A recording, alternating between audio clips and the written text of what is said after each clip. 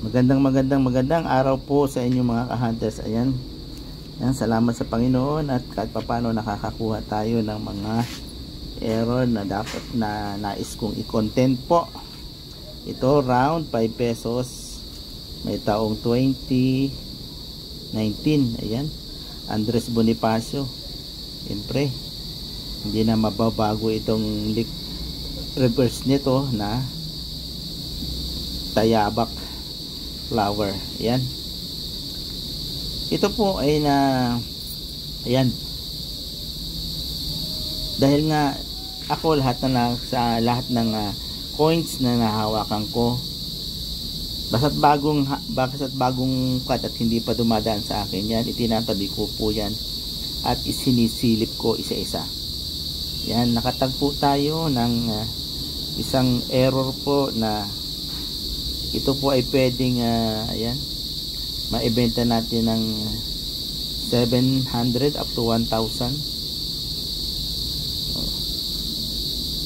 or sabihin natin siyempre ang mga buyer 500, pero wag na naman sana bumaba pa ng 500. Ayan, dahil ito po ay isang uri ng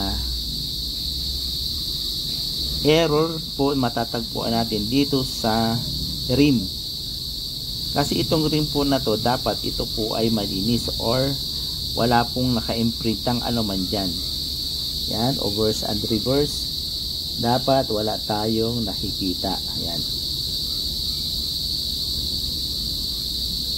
Yan, dahil nga sa pagkapan ko, sa tawag dito, sa patuloy kong pagsisilip, ayan, nakita ko po ang error na ito. Ayan po. Ayan, ito po. Tingnan nyo man po. At saka dito. Ayan po. Ayan o. Yung dulo ng 5 pesos na to. Ayan o.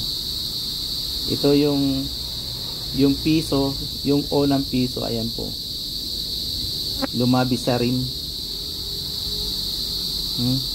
Napakagandang error po niyan. Yan o, legit po. Tama, gamitan po natin ang magnifying glass.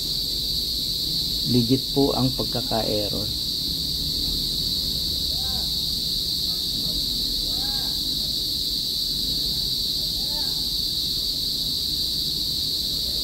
Ayan. Ayan.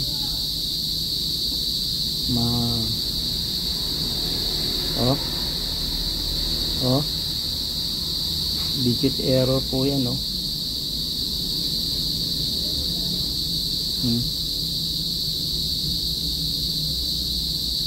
Tapos yung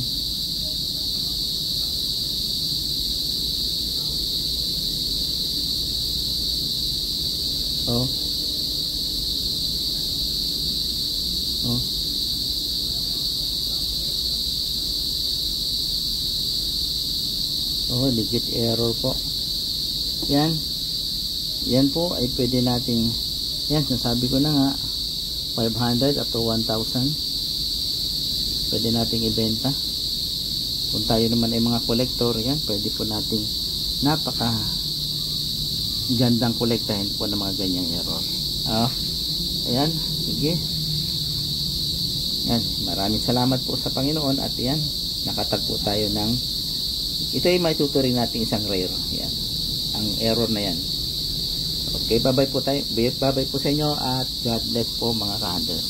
Yan.